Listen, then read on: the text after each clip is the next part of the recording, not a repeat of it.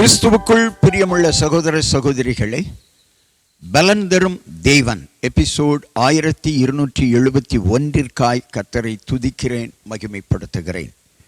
இந்த நாளிலும் சங்கீதம் 144:1 நான் உங்களுக்காக வாசிக்கின்றேன். என் கைகளை போருக்கும் என் விரல்களை யுத்தத்திற்கும் படிப்பிக்கிற என் கண்மலையாகிய கர்த்தருக்கு ஸ்தோத்திரம். கர்த்தருக்கு ஸ்தோத்திரம்.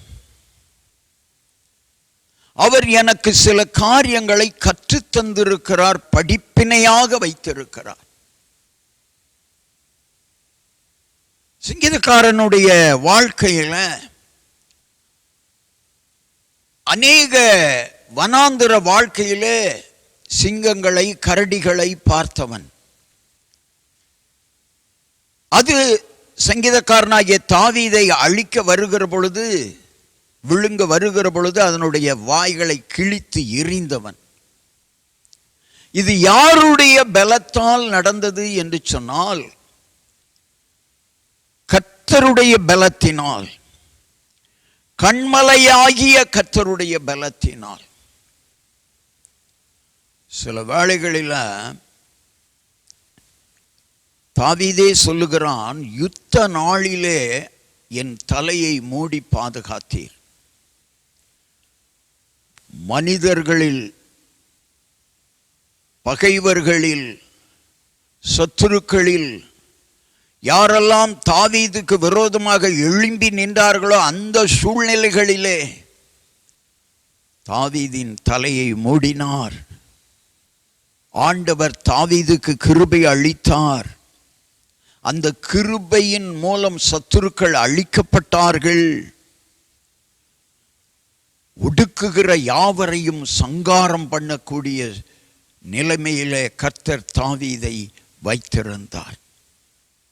இதற்கெல்லாம் காரணம், நான் உமது அடியேன். இன்றைக்கு ஏதோ சில காரியங்களுக்கு நீங்கள் அடிமையாயிருக்கலாம். ஜாதகம், வாஸ்து, இப்படி சில காரியங்கள் உங்களை அடிமைப்படுத்தி வைத்திருக்கலாம். நீங்கள் யோசித்து பாருங்கள். இந்த பூமியையும் இந்த உலகத்தையும் உண்டாக்கின இயேசு கிறிஸ்துவால் முடியாதது மனிதர்களால் முடியும் என்று நம்பாதிருங்கள். தேவனாலே எல்லாம் கூடும். விசுவாசிக்கிறவனுக்கு எல்லாம் ஆகும். ஆண்டவரிடத்தில் சொல்லி, கர்த்தாவே நான் உமது அடியேன் என்று சொல்லி அவரது அடியாராக மாறுங்கள். உங்களை ஒடுக்குகிற யாவரும் சங்காரம் பண்ணப்படுவார்கள். சத்துருக்கள் அழிக்கப்படுவார்கள். கண்களை மூடி ஜெபிக்கலாம். ஸ்தோத்திரம். சங்கீதக்காரனுடைய தாவீதின் வாழ்க்கையில் தாவீதின் கைகளை போருக்கும் யுத்தத்திற்கும் படிப்பிக்கிற கண்மலையாகிய கர்த்தாவே. எத்தனை பேர் தாவீதுக்கு விரோதமாய் எழும்பி நின்றார்கள். எத்தனை விலங்குகள் தாவீதை அழிக்க வந்தது. அத்தனையிலும் தாவீதுக்கு துணை நின்று அவனுடைய சத்துருக்களை அழித்து அவனுக்கு எதிரடையாய் செயல்பட்டவர்களை சங்காரம் பண்ணினீர். காரணம், உமது அடியானாக அவன் வாழ்ந்தான். இன்றைக்கும் இந்த செய்தியை கேட்டுக்கொண்டிருக்கிற மகனே, மகளே, கர்த்தருடைய அடியாராக வாழுங்கள்.